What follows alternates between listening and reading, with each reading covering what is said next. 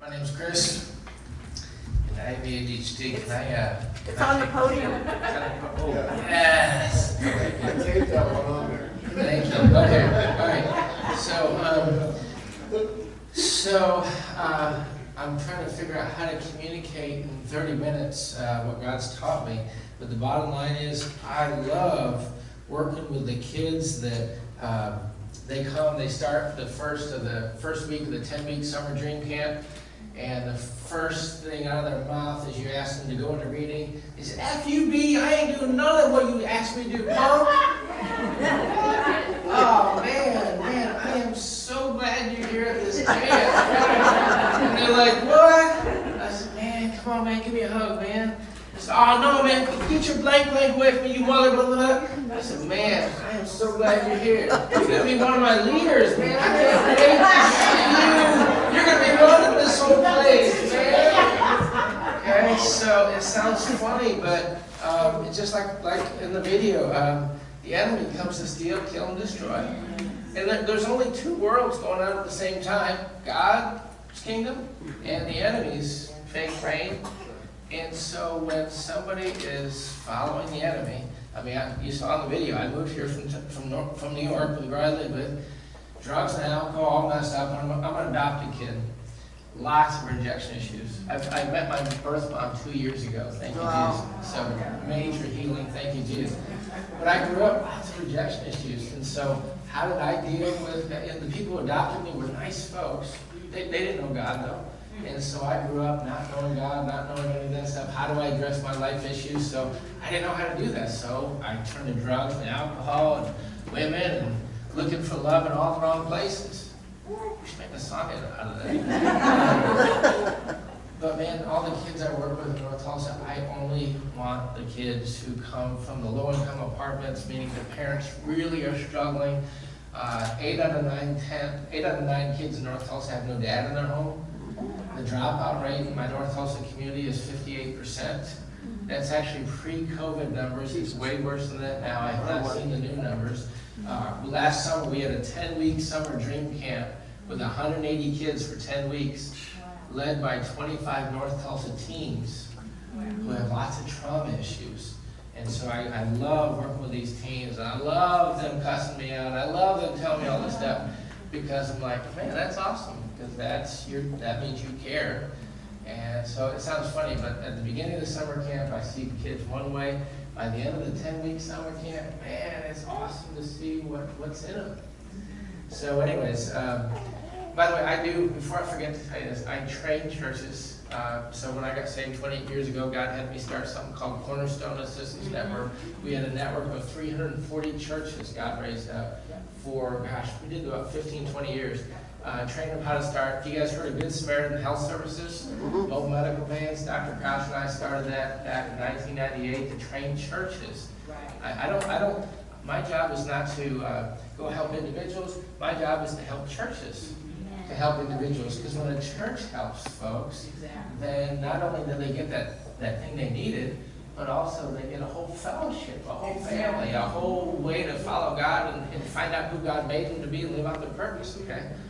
So if any of your churches or ministries need help, I do a lot of training, how to develop your business, how to develop your plan. I don't charge anything because God's taught me everything and I love just training you. I do a 2-hour grant writing workshop.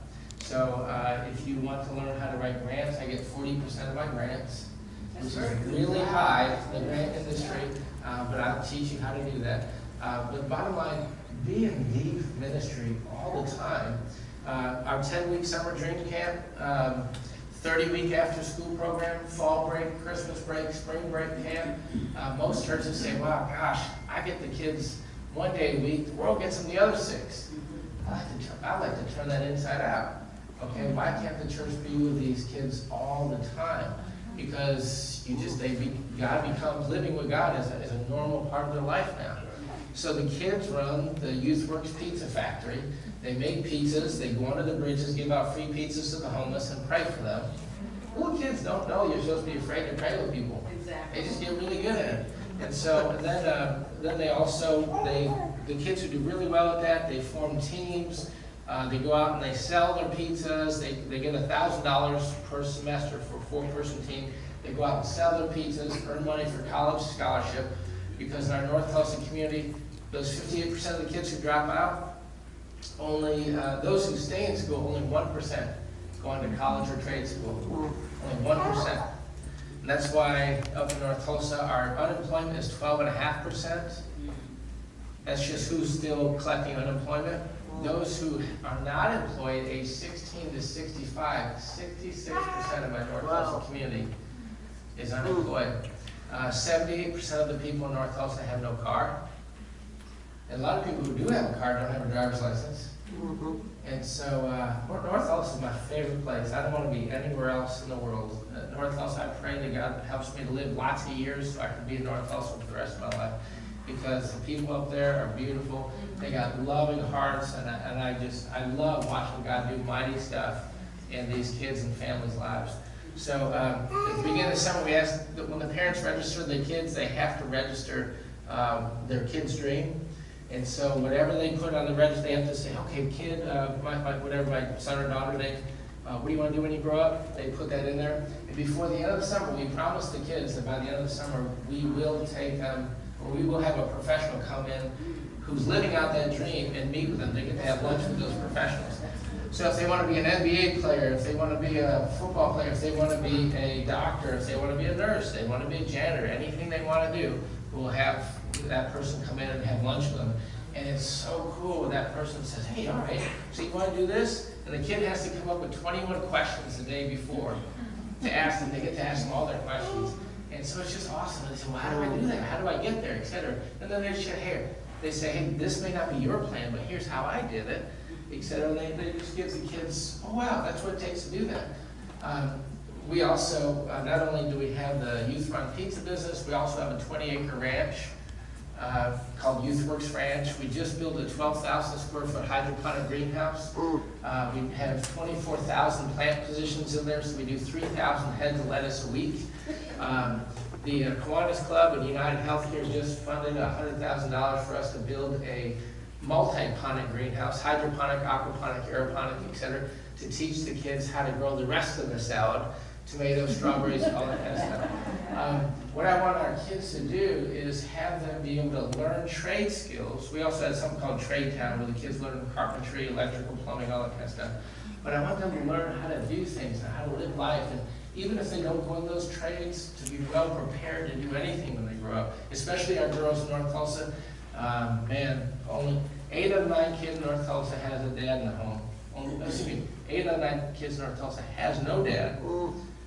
And a lot of these moms are just struggling, and they deal with these dudes who come out of prison, who shack up at their house, say, oh, I'm going to provide for you, baby.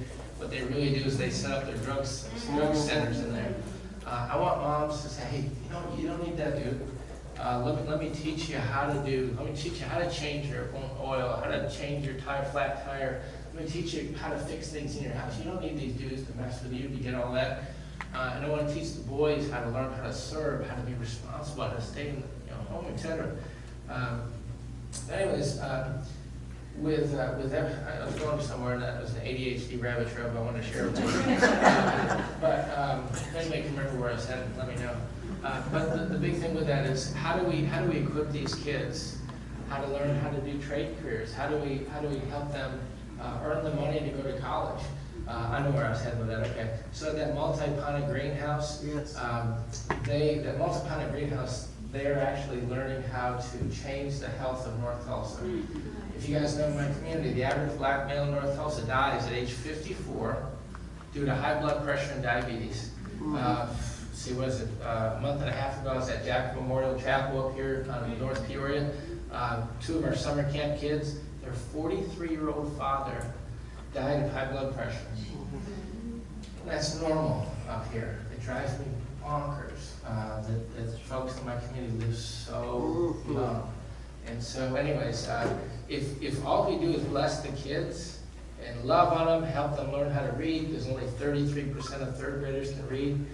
If all we do is help them read and do all that kind of stuff, they're blessed and they appreciate it, but they're still victims in their mind. If you teach them how to go out and serve and bless and help others, and when they're down helping a homeless person, man, it changes the whole thing. They're like, wait a minute, somebody's got issues worse than I do, and I can help, I can be part of the solution. So I'm actually right now training about 50 North Tulsa churches how to start a 10-week summer camp, a 30-week after-school program, how to do grant writing to raise all the funds your church needs. There are more grants out there you can ever possibly write. Again, if your church or ministry wants a 2-hour grant writing workshop, I've done about 40 of them in the last 2 months. Wow. Okay? So if you guys want to learn how to do that, I promise you, at the end of the 2-hour grant writing workshop, you're like, I can write 1 grant a week now. Get rid of the word grant and change the word to application. Okay? Most grants out there, you just fill in what's your name, who knows how to write your name? Who knows how to write your organization's name? Who can say, if you got funding, what would you ask for? What would you spend it on? I mean, it's funny, but it's not very difficult. It's this scary thing. How do you do that? But anyways, so we're training all these churches how to do this. So within 3 years, our whole goal is to have 50 North Tulsa churches helping at least 50 kids all throughout the year, so that those kids can grow tons of gardens at the church property, learn how to eat healthy, learn how to exercise, learn about the Lord and how God wants us to live healthy, and so those kids can grow tons of produce to change the health of North Tulsa. Within 3 years, Lord willing, this is what God's asked me to do, is to have 10,000 food boxes a week that the churches in North Tulsa, each one reach 200 individuals in their community a week, the same 200 for over a year. Anyways, the bottom line, the folks, remember the parable? Jesus said, hey, if 2 owed their master money, one owed 50 denarii, one owed 500, and if the master forgave them both, who would love the most? Yeah. It's the ones who were forgiven the most.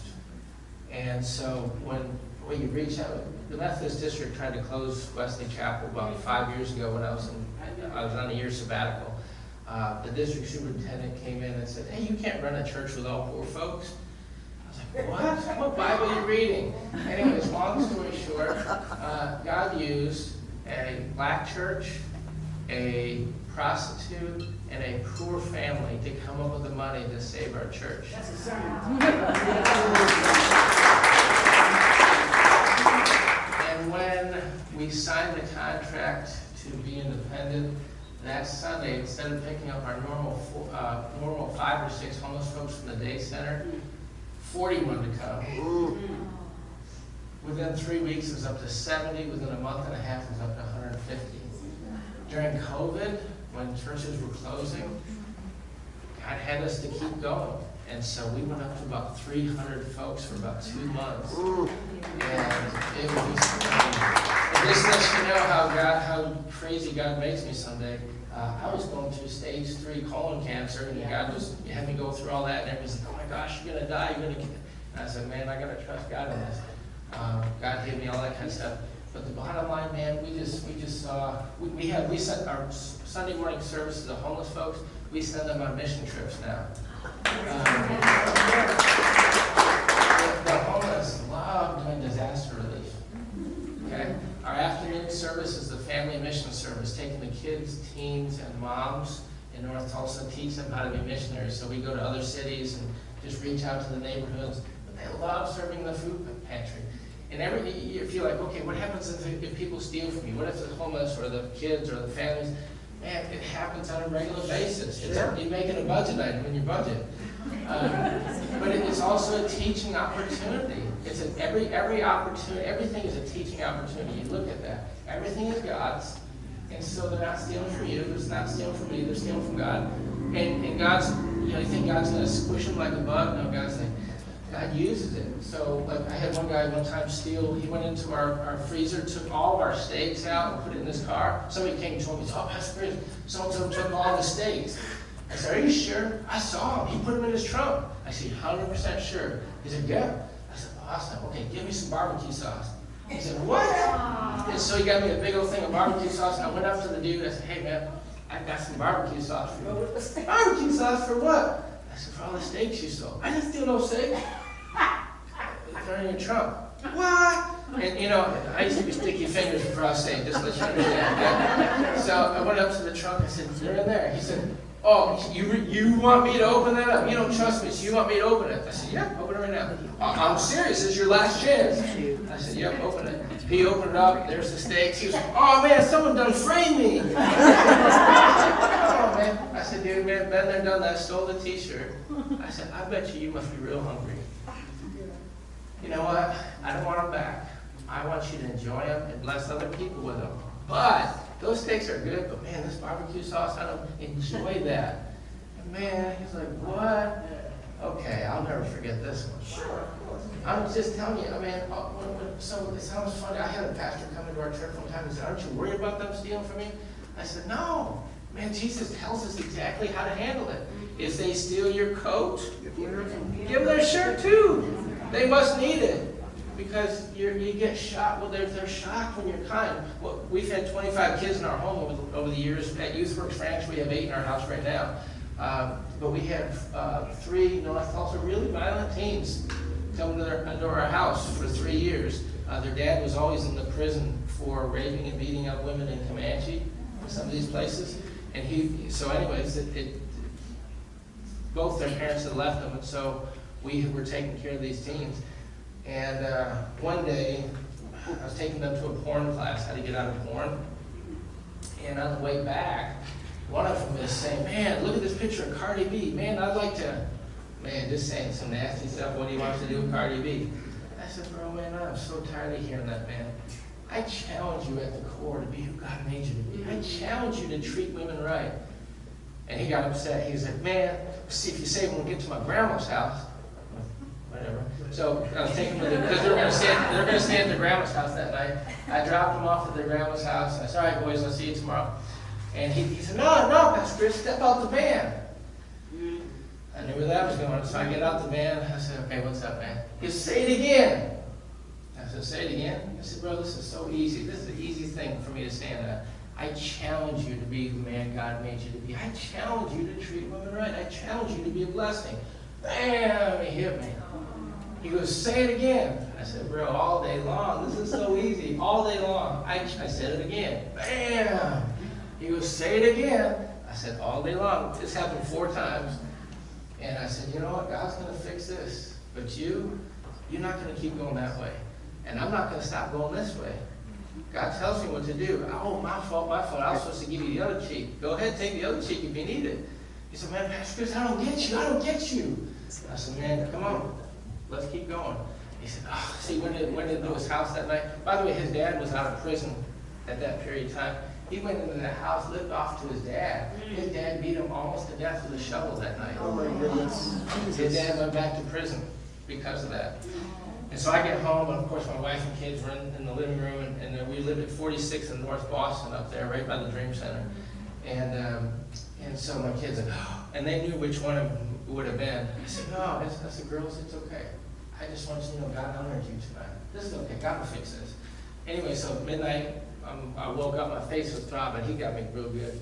I looked like the elephant, man. It was pretty messed up. And I woke up and I said, Lord, did I do right? And God said,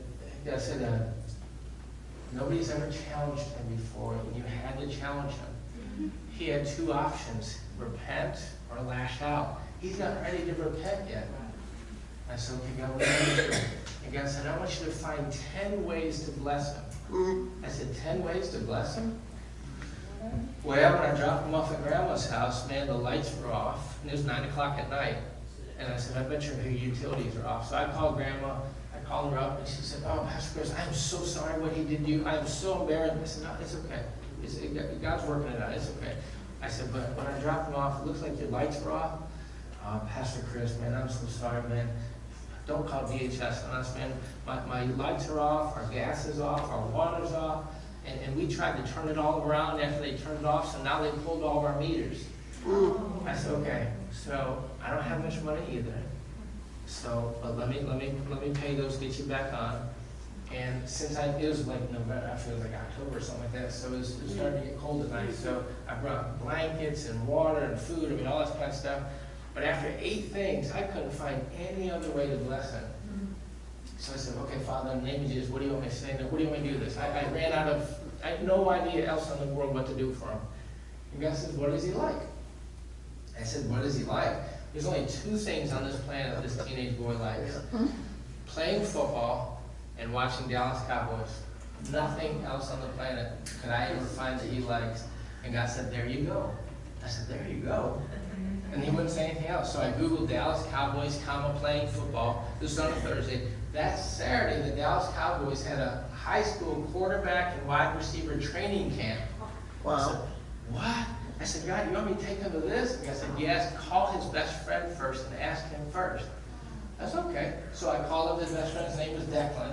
I said, hey, Declan, this is Pastor Reese. Hi, Pastor Reese. Hey, I'm going to take you and so to the Dallas Cowboys football training camp for high school quarterbacks and wide receivers this Saturday. You want to go? He's, oh, yeah, I'd love to. Truthfully, my first thought, I was like, oh my gosh, it's $300 a kid. God, where am I going to come up with that money? But okay, praise God. Anyway, so he's, oh, praise God. It's okay. So I'm praying on the full armor of God, ready to call this team. And literally, I have to. And so as I was praying, Declan calls back, hey, my mom says she's going to pay for me. I said, oh, thank you, Jesus. Okay, great. So anyway, so I called this team. I said, hey, they said, man, what part of don't you ever call me again? I'll punch you in your blank, blank face again, you blank, blank, blank, blank, blank. And I said, so this Saturday I'm taking to the Dallas Cowboys training camp for high school quarterbacks and wide receivers. I ain't going nowhere with you, you mother, blah, blah, blah. So it starts at 10 o'clock. So I gotta pick you up at 6 in order to get to you there on time. It takes 4 hours to get there. He goes, aren't you listening to blank, blank word I'm telling you? I'm not gonna be there. I said, so if you don't show up, I'm just gonna take Declan by himself. Oh, but Declan's gone? I said, I told you, quarterback's the wide receiver. He's the quarterback, you're the wide receiver. He's all right, bet, Pastor Chris. I'm going. I ain't going because of you. I'm going because of him. I said, I don't care why you're going. I've got to take you. But anyways, it turned out that Declan's mom goes to Dallas all the time. She said, hey, let me take him. I said, that would probably be better for him anyways. He'd probably enjoy it better without me being there. So anyways, he did, loved it and everything. 2 weeks later, the Dallas Cowboys emailed me the ticket, or 2 tickets for the first preseason game that Dak Prescott was ever going to be playing. And this team was so excited that Dallas was going to have a black quarterback. And he's like, oh my gosh. He's always excited to hear about Dak Prescott going to the Cowboys. And so I said, okay, Lord, you want me to take Dak? And he said, no, take him and his twin brother. I said, well, okay. So I called him up. I said, hey, how you doing? Blank name. And he's like, Pastor Chris, why do you keep calling? And I said, I told you, man, this is the way God has us to go as a Christian. I said, I can't worry about what you say to me and do to me. I just got to do what God asked me to do. He said, Pastor Chris, of course, me and my brother would love to go. Yeah, we'll go, thank you. I pick him up. We drive down to the Dallas Cowboy game. We drive up to the stadium.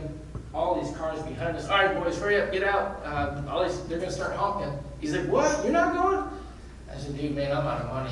I got 2 free tickets, and God said it was for you and your brother. So enjoy the game. I'm going to park, and I got some seminary books to read. I'm just going to read them. He said, no, Pastor Chris, I'm not going unless you go with me. I was so shocked. I said, man, you're flooring me, but thank you. But no, hurry up, go. Come on, they're honking. Oh, man. So they get out. I park. I start reading my books. 20 minutes later, he's, all right, Pastor Chris. We asked everybody for a free ticket. We just got one now. I'm not going unless you go in with me. And I was like, and God taught me a long time ago to receive a blessing from anybody. Okay? God got on me one time, who do you think you are that you can't receive a blessing? So I was like, okay.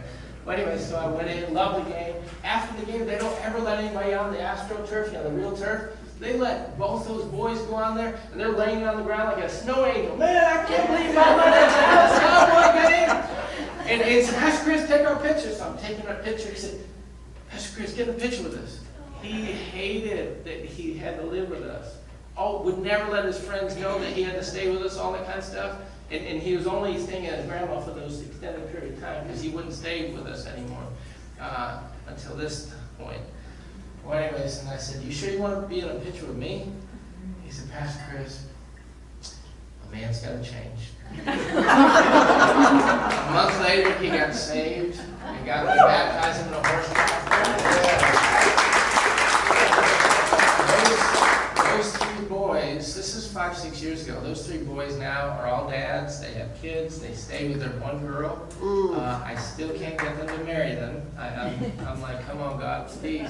I'm actually trying to raise money to send them to Disney World. I'm going to bribe them and say, okay, you treat, because all the ladies want to be married to them. And they want to be with them. They say, why get married when you get divorced anyway? I said, man, because you got God's blessing on you. Anyways, so I want to bribe them to go to Disney World. So I'll take you and your kids and your girl to Disney World if you choose to get married. So anyways guys, my name is Chris Beach, and if any of you guys want to call, if you guys want to sign up for a grant writing workshop, anything, my phone number is 918-734-0471. I spend tons of my time training other churches and ministries how to do grant writing, how to do ministry, how to do banquets, how to do fundraising, all that kind of stuff. 918-734-0471. I'm on Facebook. You can. There's a picture of me and my wife, that lady I chased after into church. Her and her family led me to Jesus, and we've been married for 26 years. Her name is Anna. And I married well beyond what I deserved. It's God's incredible grace. And anyway, so this picture of me and Anna, it's Chris Beach. And you can look at www.tulsayouthworks.org, tulsayouthworks.org, and you can learn more about what we do. But bottom line is, I have a ministry called Holy Ignorance. Okay, I ignore a whole bunch of stuff the kids say, a whole bunch of stuff the homeless say to me, and they all the time some of the most inappropriate things, because I know that after a while love will win over everybody. Love won me over, love won them over, and when they deserve it the least, that's when we give it the most, because the enemy in them can't understand. The enemy thinks, okay, he hits me, I'm going to hit him back, and then mess. The enemy does not understand when you bless back. It freezes the enemy in them, and then God reigns in them. So anyway, I'm grateful to be here. Thank you, Ms. Denny. Thank you for this whole conference.